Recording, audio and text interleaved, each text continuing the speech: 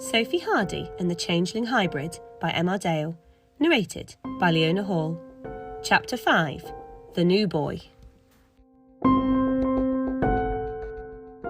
The morning after, Sophie got herself up, washed, dressed, fed and ready for school for what felt like the millionth time. Fortunately, her dad had been up in the night with Lizzie this time, so she had had a better night's sleep. She kissed her mum, dad and sister goodbye and caught the lift down to the ground floor where Yasmin was waiting for her. Silently, they both set off for Clara's house to pick up the third member of their group. Sauntering along, the only piece of catching up they had to do was that Yasmin's dad, Nicholas, had met some more new business people and would be away a lot more over the next few weeks, possibly even until Christmas, but this wasn't anything new for Yasmin. Her dad had always been away a lot, and she had just sort of gotten used to it. She did miss him massively, and knew his work was important to him, but there was a part of her that wished he would spend at least some time with her. "Done your reading comprehension?" Yasmin asked. "She'll go nuts if you haven't." "Yeah, I did after we finished last night. I fell asleep on it," Sophie replied. "That must have been late," Yasmin said. "I've done it," Sophie half snapped back. Before Yasmin could reply to that snipe, they turned the corner onto Clara's driveway. Only one car was there, meaning Sophie's Uncle Josh was at work already. The pair knocked on the door, and Clara came bundling out with her uniform a mess and her trademark hair all over the place. She looked like she'd been crying. "You okay?" Sophie asked. Clara nodded, but didn't reply. Sophie and Yasmin could see that she wasn't, but thought about what Miss Sissons had told them last night. Part of Sophie wanted to quiz Clara, as she'd learnt from not talking to Katie that not being a friend in the right way at the right time could have catastrophic consequences, but she took her former teacher at her word. "Anything we can do to help?" Yasmin asked, not adopting the same policy as Sophie. Clara shook her head this time, but still didn't speak. Sophie and Yasmin left it at that, and the three of them walked off to school. As usual, the playground was a hub of activity.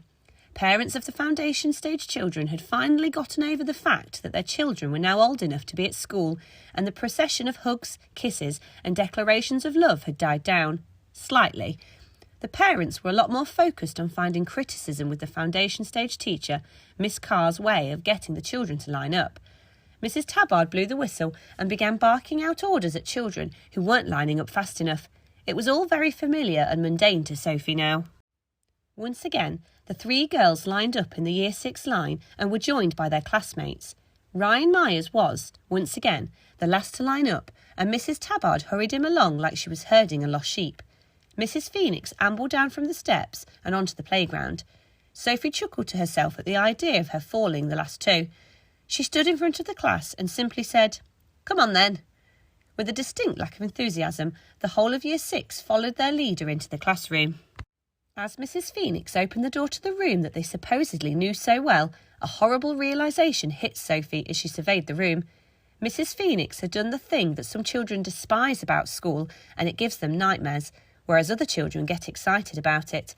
She had moved the tables round. Sophie, Clara and Yasmin fell into the nightmare group. They all loved sitting together, and the idea of splitting them up, and the realisation that this was actually happening, filled them with instantaneous dread.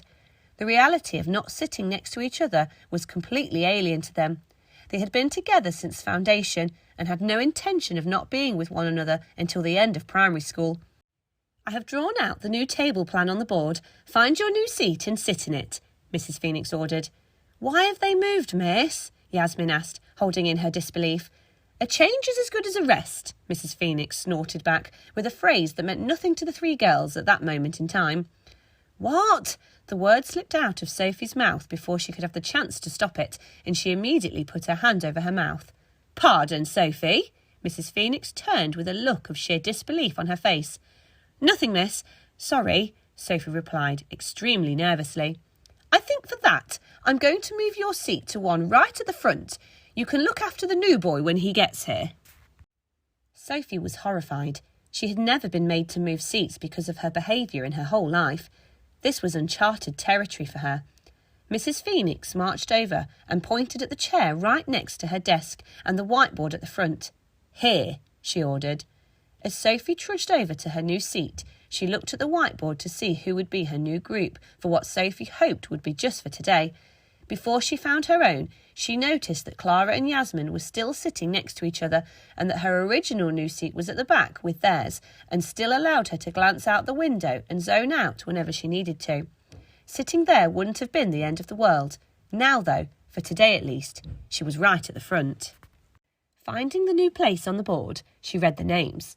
Ryan Myers, the name that sent shivers down everyone's spine, including the teachers, for his poor focus and inappropriate behaviour, and Kingsley Roan, the new boy. Sophie sat down in her new chair and looked over at Clara and Yasmin, who just gave a very sympathetic smile and shrugged as there was nothing they could do. A few minutes later, Mrs. Phoenix got a bit cross with Ryan and told him to hurry up as he was taking far too long in the cloakroom. He sauntered over and slumped himself down opposite Sophie. "What?" he said aggressively. "I don't normally have to sit with anyone." Sophie just smiled, rolled her eyes and got out her maths book. Today could be a long day, she thought to herself. Then again, she had wanted something to be different for a good few weeks now. About half an hour into the maths lesson, Mrs. Phoenix had told Sophie to keep working at least twice, even though she wasn't making any noise. It was Ryan attempting to cause a disruption, not her. As Mrs. Phoenix's shrill drone started again, Mrs. Tabard flung open the classroom door, once again forgetting to knock. "Mrs. Hippogriff," Mrs. Tabard began. "It's still Phoenix," Mrs. Phoenix snapped back. "Kingsley's mum is at reception demanding to talk to his teacher. Would you please come down and have a word with her? She's making quite a scene." "Can you watch the class while I do?" Mrs. Phoenix asked. "Of course. I love covering, and the children love it when I do. Don't you, children?" Mrs. Tabard asked with genuine enthusiasm. The silence that had been there before went nowhere, and the children carried on working on their long division. Mrs. Phoenix left the room while Mrs. Tabard came in, grabbed a pen, and started to almost skip around the room marking books. This lasted for a few seconds until she caught sight of Sophie. "What are you doing at the front, Hardy?" she asked with surprise. "Doesn't matter," Sophie replied. "I didn't do anything massively wrong." Opposite her, Ryan snorted. "I should think not. Not like you to have to sit at the front. You're normally such a good girl." Sophie was starting to fall out with that phrase. A good girl wouldn't lie to her mum, as she had done. A good girl wouldn't lie to her old teacher, as she had done.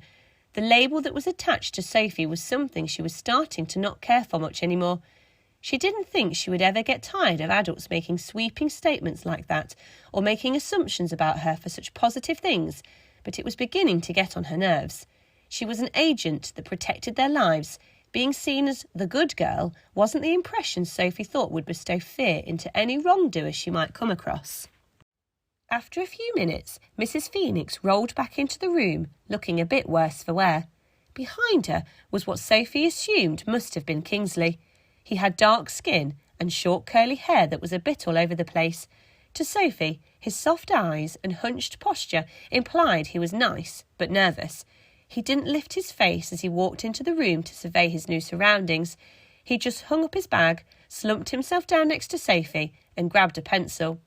"Everything okay, Mrs. Sphinx?" Mrs. Tabard asked Mrs. Phoenix. Mrs. Phoenix looked at Mrs. Tabard with a sense of, "Are you getting my name wrong on purpose?" But then she simply replied, "Yes, thank you. His mum didn't want to talk to me. She wanted to talk to the lady who had this job before me.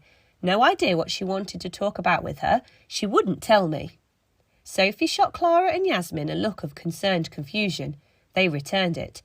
While the adults continued their discussion more quietly, Sophie logged into her implant whilst avoiding distracted looks of Ryan. She typed out the message, "What does she want Miss Sissons for?" and sent it to Clara and Yasmin. Almost immediately, the replies came back. Both said, "No idea." After Sophie had read them, she zoned back into the classroom and saw that Ryan was looking at her very suspiciously. He could see something wasn't right. Sophie was going to have to avoid zoning back out while he was around, or Ryan would take great pleasure in getting someone else into trouble to take the inevitable focus away from him.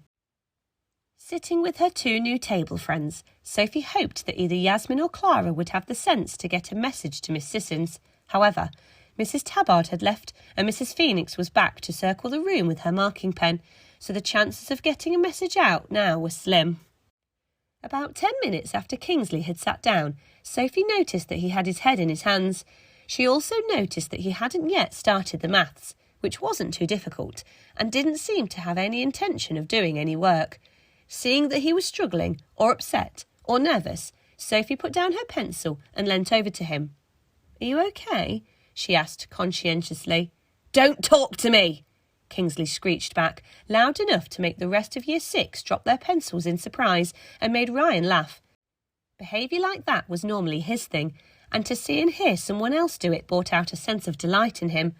Mrs. Phoenix looked up from marking Clara's book and sympathetically asked, "Is everything okay, Kingsley?" Without taking his head out of his hands, Kingsley said angrily, "No, she keeps talking to me." His hand shot out and pointed straight in Sophie's face.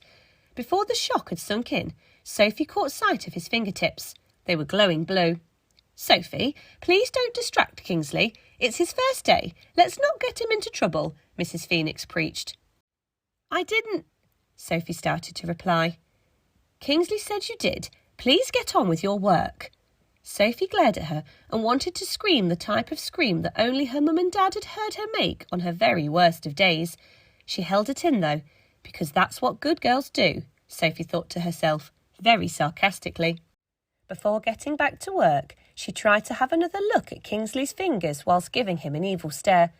There seemed to be glowing light blue liquid being pumped around his bones. It was like the blood in his veins was glowing sky blue. She wanted desperately to send a message to Clara and Yasmin, but couldn't zone out because Ryan would see and alert Mrs. Phoenix to Sophie using an internet implant that nobody at school knew she had. Instead, Sophie just quickly took a photo of his hands using the implant camera that Miss Sissons had recently installed. All it took was the blinking of her eyes for slightly longer than normal, and she knew she could send it in a message when she got the chance. Sophie racked her brain for what she knew about creatures with blue blood, but nothing relevant came up. None of her reading or Dad's stories that she could remember offered up anything noteworthy. Next to her, Kingsley had now picked up his pencil and was just drawing straight lines in his book, while his other hand kept holding his head up. Ryan sat next to him, watching him, and was almost cackling with delight at what he perceived as misbehaviour. "I won't do it," Kingsley whispered to himself, and Ryan chortled some more. Sophie looked at him from the corner of her eye. "I won't do it," he said again, only slightly louder. Sophie turned her head fully to look at him. The blue had spread to his head. She could see it pulsating around his temple. "Going for broke?" Sophie whispered back. "Won't do what?" "I won't. Ask her." He seemed to reply to her, but not to her, like he was talking to somebody else. His breathing was getting very deep, and Ryan was now almost poking him with his pencil whilst rocking on his chair. "Won't ask her what?" Sophie whispered again, feeling like she was getting somewhere. "Where she is," Kingsley replied. "Where who is?" Sophie continued to probe. "Jane," Kingsley said. Sophie instantly put two and two together. His mum wanted to talk to Miss Sissons. He must mean her to be Jane. A little too excited, and as a result, a little too loudly, Sophie asked, "Jane who?" At that, Kingsley shot up out of his chair and turned and scowled at Sophie. Almost jumping out of her skin, Sophie nearly fell off her chair in surprise. "Stop talking to me!" Kingsley screamed at the top of his lungs. His eyes had gone neon blue, and so had all the veins in his body.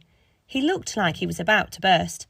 Nobody else could see any of the blueness because, being at the front of the room, Kingsley had his back to everyone else except Sophie. Even Ryan was too busy rocking and laughing at the distraction Kingsley was causing to notice. He was assessing the room to make sure everyone was getting a glimpse of what was happening. When the screaming had stopped, Sophie averted her eyes from Kingsley and looked at the floor. She could have sworn he was floating, only slightly, but Sophie was sure that Kingsley's feet weren't touching the ground.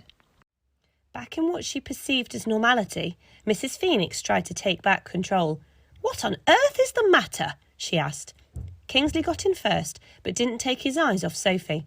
"She keeps talking to me and won't stop," he said angrily. Mrs. Phoenix tutted and again spoke very calmly to Sophie. "So far today, Sophie, you have answered me back, tried to distract Kingsley, and now you have upset him. Move your name down, please." "But Sophie began. "Just move it down, please." Mrs. Phoenix cut her off.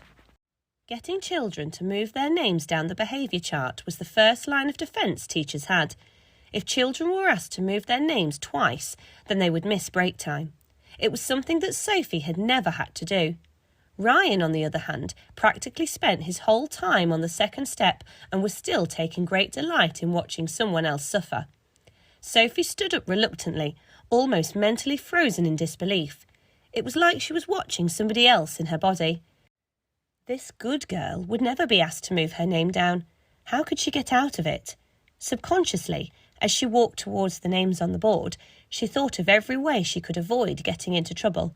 Yes, being labelled the good girl was getting annoying, but Sophie now realised that getting into trouble was a much worse feeling. Arriving at the front, she reached her arm out for her name. An idea struck her. "It was Ryan," she said to Mrs. Phoenix. Mrs. Phoenix looked up. "Pardon?" she asked. "It wasn't me that was talking. It was Ryan. He distracted Kingsley." The lie felt unusual. Guilt, but also a dangerous excitement flowed through her. No one in their right mind would believe Ryan over her, and Sophie knew that. A thumping started. Sophie assumed it was her brain warning her, or her heart beating telling her to stop, as she was completely unfamiliar with the concept of blatantly lying to adults. The longer Sophie could hear it, though, and the more she concentrated on it, she realised the thumping wasn't in her head, but was coming from outside. Ryan, oblivious to the banging, looked at her, livid, as he could see straight away what she was trying to do. "Was it you, Ryan? Were you distracting Kingsley?" Mrs. Phoenix asked, her voice getting louder to accommodate the ever-increasing volume of the noise outside. "No," Ryan replied. He then picked up his maths book and threw it on the floor at what he could see was a massive injustice.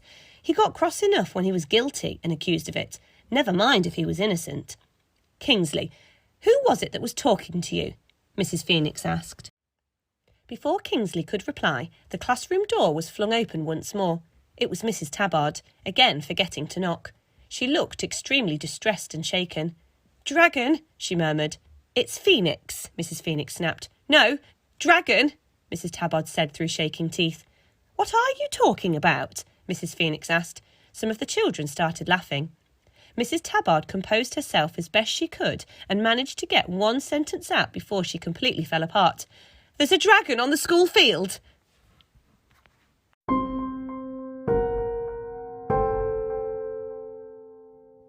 The Sophie Hardy saga was written and produced by Emma Dale and narrated and produced by Leona Hall. If you enjoyed it and would like to continue to follow the adventures of Sophie and her friends in coming episodes, then please subscribe through one of the many podcast providers out there.